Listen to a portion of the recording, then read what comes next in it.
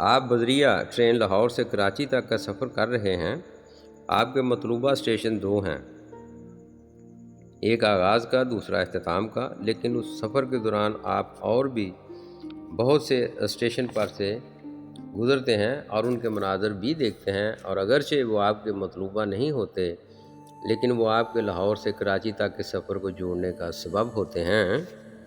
اسی طرح ابتدا میں ہوئے اس سارے واقعہ میں آدم، حوا، قائن اور حابل 4 مرکزی کردار ہیں، اس لیے انہی سے متعلق واقعات کو بیان کیا جا رہا ہے اور انہی کا تذکرہ بار بار ہو رہا ہے۔ اب آدم میں سے قائن اور حابل کے بعد 130 برسوں کے بعد سیت پیدا ہوتا ہے۔ ان 130 برسوں میں خدا نے آدم اور حوا میں سے اس گناہ کی آلودگی کو بچوں کی صورت میں کم ہونے دیا، ان کی اپنی جسمانی خواہش کو مٹنے دیا، ان کے اپنے ارادے کو کمزور ہونے دیا، اور پھر 130 برس کے بعد بنی آدم کی نجات کے اپنے پروگرام کا آغاز براہ راست آدم اور حوا سے ہی آدم کی صورت اور شبیہ پر سیت کو پیدا کرا کر شروع کیا۔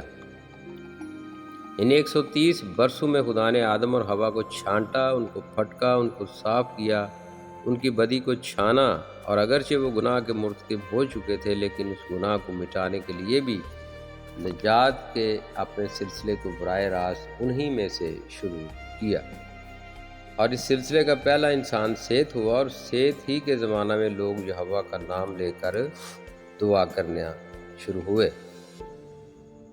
یہاں بھی ایک مثال دیتا ہوں جو آدم اور حوا میں سے 130 برسوں کے بعد سیت کے پیدا ہونے سے متعلق ہے۔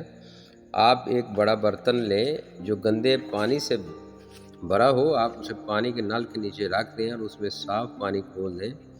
اس گندے برتن اور گندے پانی میں مسلسل صاف پانی گرتے رہنے سے اس گندے برتن میں سے گندا پانی نکلنا شروع ہو جاتا ہے اور رفتہ رفتہ اس میں صاف پانی بھرا جانے لگتا ہے۔ یوں وہ پانی دھیرے دھیرے صاف ہو جاتا ہے، اور اس عمل میں کافی وقت لگتا ہے۔ یہ جو لکھا ہے تیسری، چوتھی اور 7ویں پشت تک بدلہ دوں گا، یہ اسی طرح ہے۔ خدا نے بالکل اسی طرح کیا، اور پھر سیت سے یہ سلسلہ چلنا شروع ہوا، اور سیت سے انوس، پھر مرد راست باز نوح تک پہنچا، اور پھر سم، حام سے ہوتا ہوا ابراہیم تک، پھر اسحاق سے یعقوب، اور پھر بنی اسرائیل کے 2 گھرانوں کی طرف ہوا، یہودا کے گھرانے اور لاوی کے گھرانے کی طرف، اس بے داغ مقدس کنواری تک جس کا تعلق لاوی کے گھرانے سے تھا۔ یہ وہ مونس نسل عورت تھی جس کے بطن ادخر سے ابلیس کے سر کو کچلنے والے آدم زاد نے انسان کی صورت جنم لے کر عورت کی نسل سے پیدا ہونے والا ٹھہرنا تھا۔ اور دوسرا سلسلہ یہودا کے گھرانے میں اس یوسف تک آیا جو یہودا کے گھرانے اور قبیلے سے تھا، اور اس کی منگنی اس سے ہوئی تھی جو نسل مونس اور نام کے اعتبار سے مریم تھی، کیونکہ ابلیس کے سر کو کچلنے والے کو بیک وقت ابدی سردار کاہن بھی ہونا تھا، اسی لیے اس کا بدن لاوی کے گھرانے کی بے داغ عورت کے بطن ادھر سے مجسم صورت بشری عورت کی نسل سے پیدا ہونے والا بھی ٹھہرا، اور یہودا کے قبیلے سے نسبت کے سبب یہودا کا ببر اور داؤد کی اصل و نسل بھی ٹھہرا، اور خدا کا ازلی اور ابدی کلمہ صورت انسانی میں ظاہر ہو کر خدا کا بیٹا بھی ٹھہرا، اور وہ بدن باغ عدن میں کیے ہوئے وعدہ کے فرزند کا تھا۔ اس بدن کے لیے زبور 40 کا بیان عبرانیوں 10:5 میں دیکھتے ہیں، تو نے قربانی اور نذر کو پسند نہ کیا بلکہ میرے لیے ایک بدن تیار کیا، اور وہ بدن منجی عالمین یسوع المسیح کا ہے جو اس معروسی گناہ کے باعث ہمارے لیے توڑا گیا۔ اب ہم واپس اس بات کی طرف آتے ہیں کہ اور بعد میں خدا کے بیٹے آدمیوں کی بیٹیوں کے پاس گئے۔ اس بات کا جواب اور مطلب تب سمجھ میں آتا ہے جب ہم مقدس پطرس رسول کا خط دیکھتے ہیں جہاں لکھا ہے، کیونکہ جب خدا نے گناہ کرنے والے فرشتوں کو نہ چھوڑا بلکہ جہنم میں بھیج کر تاریک غاروں میں ڈال دیا تاکہ عدالت کے دن تک حراست میں رہیں۔ اور پھر یہودا کے خط میں یہی بیان دیکھتے ہیں، اور جن فرشتوں نے اپنی حکومت کو قائم نہ رکھا بلکہ اپنے خاص مقام کو چھوڑ دیا، ان کو اس نے دائمی قید میں تاریکی کے اندر روز عظیم کی عدالت تک رکھا ہے۔ یہودا یہاں بعد کی بات کھل رہی ہے، لیکن پہلے زبور نویس کی اس بات پر غور کریں۔ لکھا ہے، آسمان تو خداوند کا تخت ہے لیکن زمین اس نے بنی آدم کو دی۔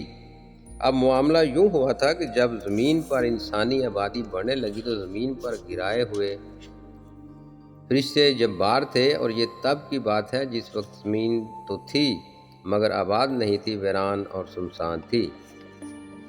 لیکن جب آدم ہلاک ہوا اور زمین پر گناہ ہو گیا، جس کی وجہ سے انسانی آبادی بڑھنے لگی اور انسانوں کی آمد و رفت اور نقل و حرکت میں جبار رکاوٹ کا سبب بننے لگے، تو خدا نے ان جباروں کو حراست میں لے کر زمین پر ان کی نقل و حرکت کو موقوف کر دیا، اور کچھ کو زمین کی تاریک غاروں میں بند کر دیا، جس کا ذکر پطرس اور یہودا کے خطوط میں کیا گیا ہے، اور کچھ کو آسمانی مقاموں میں محدود کر دیا، جن کا ذکر افسیوں 6:11 میں شرارت کی فوجوں کے حوالے سے ملتا ہے، جہاں ان کو آوارہ گرد ستاروں کے نام سے مخاطب کیا گیا ہے۔ افسیوں 6:11 میں بھی ان کو ستاروں ہی کے اسم سے مخاطب فرمایا گیا ہے۔ انہی بندھے ہوئے سب جباروں کے لیے خدا ایوب سے کہتا ہے، کیا تو جبار کے بندھن کھول سکتا ہے؟ ایوب 38:3۔ اور کچھ کو انسانی آبادیوں سے دور اونچے پہاڑوں تک محدود کر دیا، جن کا ذکر گنتی 13:32 میں ملتا ہے۔ یوں خدا نے جبار کی ساری نقل و حرکت کو بنی آدم میں سے موقوف کر دیا۔ اب انہی مذکر آدم ذات کا ذکر ایوب میں ملتا ہے۔ جب خدا کے بیٹے خدا کے حضور حاضر ہوتے ہیں تو شیطان بھی ان کے ہمراہ آتا ہے، اور یہ ذکر 2 دفعہ آیا ہے۔ اب ان دونوں دفعہ ہی شیطان کا بیان ہے کہ زمین پر گھومتا اور سیر کرتا ہوا آیا ہوں۔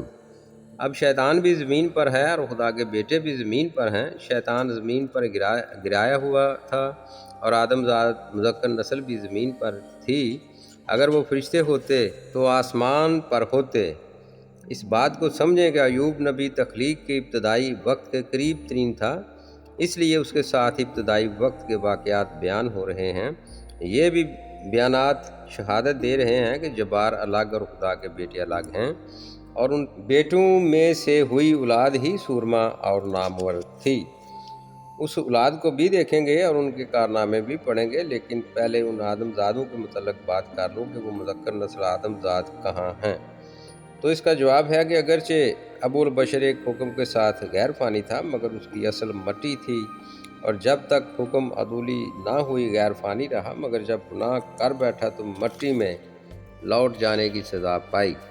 اسی طرح آدم کی غیر فانی یا گناہ سے پہلے کی حالت میں اس سے خدا کے ارادے سے پیدا ہوئی مذکر نسل کی اصل بھی مٹی ہی تھی، اور جب آدم گناہ آلودہ عورت کے سبب گرنے سے فانی ٹھہرا تو وہ آدم ذات بھی فانی عورتوں سے مخلوط ہونے کے سبب فانی ٹھہرے اور کامل نہ رہنے کے باعث مٹی میں لوٹ جانے کی سزا کا شکار ہوئے۔ یاد رکھیں، ابلیس آسمان میں کامل نہ رہا، آدم زمین پر کامل نہ رہا، اور جیسے ابلیس کے ساتھی ابلیس کے سبب کامل نہ رہے، اسی طرح آدم سے ہوئے آدم ذات آدم کی طرح کامل نہ رہے، اور جیسے ابلیس کی سزا کا شکار اس کے ساتھی بھی ہوئے، اسی طرح آدم کی سزا کا شکار آدم زادے بھی ہوئے، چونکہ ان میں خون اور گوشت تھا۔ اور پھر ایک اور غیر فانی دور کی ابتدا کا موضوع سنایا گیا، جو ابدی اور غیر فانی عہد ہوگا، یعنی تیسرا اور ابدی عہد، جیسے کہ خدا فرماتا ہے، دیکھ میں سب چیزوں کو نیا بنا دیتا ہوں۔ اور اس کی تکمیل ہمیں مکاشفہ کی نبوتی کتاب میں ملتی ہے، جس میں نئی زمین اور نئے آسمان کا اور نئے یروشلم کا ذکر ملتا ہے۔ پہلی زمین اور پہلا آسمان جاتا رہا، اور تیسرے اور ابدی عہد میں ہر چیز نئی ہوگی۔ ہم بھی موت بعد از زندگی جئیں گے، پھر موت نہ ہوگی۔ اب آدم ذات مذکر نسل، جن کو اصطلاحاً خدا کے بیٹے کہا گیا ہے، ان میں سے ہوئی نسل کو دیکھیں گے اور ان کی ناموری کے کارنامے بھی دیکھیں گے۔ دوسرا سیموئیل 17:10 میں ابی سلوم کو ارکی خوسی کی اصلاح وہ ابی سلوم سے کہتا ہے، کیونکہ سارا اسرائیل جانتا ہے کہ تیرا باپ زبردست آدمی ہے اور اس کے ساتھ کے لوگ سورما ہیں۔ پہلی تواریخ 12:8 میں لکھا ہے، وہ زبردست سورما اور جنگ آموختہ لوگ تھے جو ڈھال اور برچھی کا استعمال جانتے تھے۔ ان کی صورتیں ایسی تھیں جیسی شیروں کی صورتیں، اور وہ پہاڑوں پر کی ہرنیوں کی مانند تیز رو تھے۔ پھر لکھا ہے، انہوں نے غارت گروں کے جتھے کے مقابلہ میں داؤد کی مدد کی، کیونکہ وہ سب زبردست سورما اور لشکر کے سردار تھے۔ پھر لکھا ہے، اور दाऊद के सूरमाओं का शुमार ये है। यसुबाम बिन हकमूनी जो 30 का सरदार था, उसने 300 पर अपना भाला चलाया और उनको एक ही वक्त में कत्ल किया। और युवाब का भाई अभिषेक 3 का सरदार था, उसने 300 पर भाला चलाया और उनको मार डाला। वो उन तीनों में नामी था। एक तवारीख और बनाया बिन यहूयद एक कब्जीली सूरमा का बेटा था। उसने बड़ी बहादुरी के काम किए थे। उसने मुआब के अरीएल के दोनों बेटों को कत्ल किया और जाकर बर्फ़ के मौसम में एक गड्ढे के बीच एक शेर को मारा। और उसने 5 हाथ के एक कद्दावर मिस्री को कत्ल किया, हालांकि उस मिस्री के हाथ में जुलाहे के शतीर के बराबर एक भाला था। पर वो एक लाठी लिए हुए उसके पास गया और उस भाले को उस मिस्री के हाथ से छीन कर उसी के भाले से उसको कत्ल किया। यहूयद के बेटे बनाया ने ऐसे ऐसे काम किए और वो उन तीनों सूरमाओं में नामी था। यहाँ इख्तिसार के साथ उन सूरमाओं की नामवरी के वाक़यात बयान किए हैं। अगर आप तवारीख़ की किताब को पढ़ें तो उन सूरमाओं के नाम और उनसे मंसूब कारनामों का जिक्र बकसरत मिलता है। इसी तरह सैमुअल की किताब में भी उनका जिक्र और कारनामे मिलते हैं। इसके बरक्स जब्बारों के मुतल्लिक़ किसी भी किस्म की बात नहीं मिलती और ना ही उनसे किसी कारनामे का जिक्र मिलता है जिससे उनकी नामवरी का पता चले, सिवाय गिनती 13 के, जिसमें जिक्र है कि वो एक दूसरे का गोश्त खाते थे। अब जैसे कि पहले जिक्र कर रहा था कि अगर पहले ऐद में कामलियत और रास्ती बरकरार रहती तो खुदा को कभी भी दूसरे और फ़ानी अहद का आगाज़ ना करना पड़ता। जब मुकर्रब फरिश्ता नाराज़ हो गया तो दूसरे अहद की ज़रूरत पड़ी, और जब दूसरे अहद में भी कामलियत ना रही और नाराज़गी हो गई तो खुदा को तीसरे और गैर फ़ानी अहद को तश्कील देना पड़ा।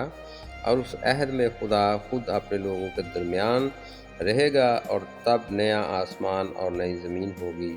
और जैसे खुदा ने ज़मीन पर इंसान को अपनी सूरत और अपनी शबीह पर बनाया, उस नए अहद में फिर वो हमें अपनी मानंद बनाएगा और हमारे साथ रहेगा।